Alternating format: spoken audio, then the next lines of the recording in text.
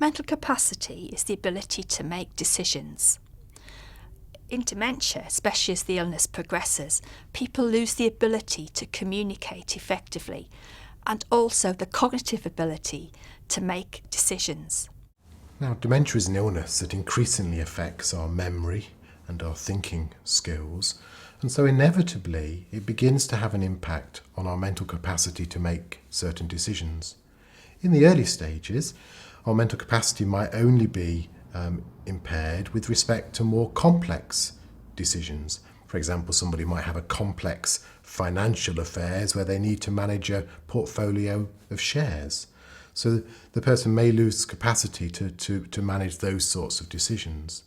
But as dementia progresses, it's likely to start to affect our abilities to make other decisions as well. So, for example, a person may no longer be able to make a decision about whether they should pay for and receive help and support from paid carers, or they may be unable to make a decision about whether they should accept a period of respite care if their loved one is becoming particularly fatigued or stressed. Doctors and other professionals must assume that somebody has the necessary mental capacity to make a particular decision or to embark on a particular course of action, unless there's evidence that suggests that the person lacks mental capacity. Now, what that means is that a doctor can't assume that just because somebody's got dementia, they haven't got the mental capacity to make a particular decision about, for example, a medical treatment. When doctors or other professionals decide whether the person has mental capacity or not, then they have to ask themselves a series of questions. The first question they have to ask themselves is, does this person have an abnormality of a disorder of their mind or brain? And really the Mental Capacity Act only comes into play if somebody does have an abnormality or disorder of the mind or brain. If the person does, then the doctor then needs to consider whether that abnormality interferes with the person's ability to make decisions. So, the doctor needs to consider, is the person able to understand the information necessary to make a balanced decision?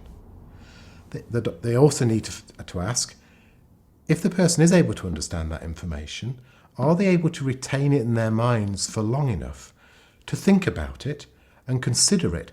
The Mental Capacity Act refers to people weighing the information in the balance to come to a decision. If they are able to do that, then the doctor also, or the other professional, needs to consider whether the person's able to explain what their decision is. So there's really 5 different questions that a doctor or professional asks themselves to work out whether the person has mental capacity to make a particular decision.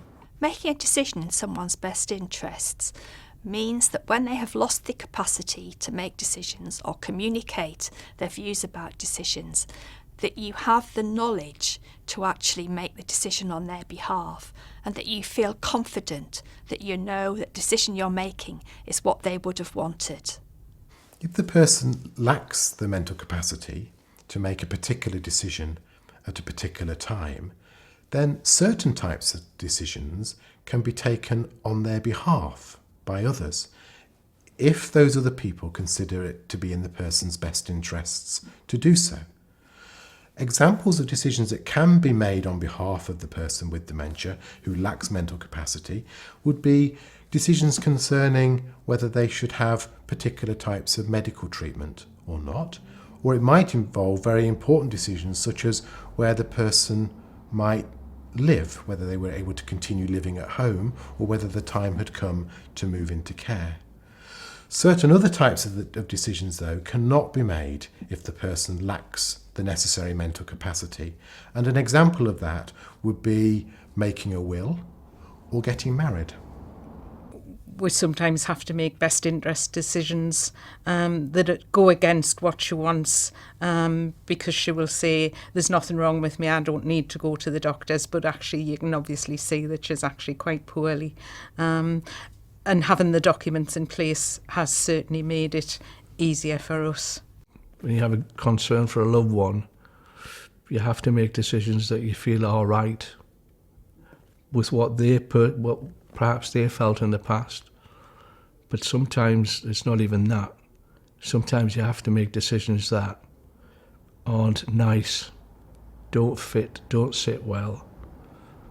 But the situation dictates that something has to be done which is outside the norm for you. It's knowing that you're doing what you're doing for his well-being, or her.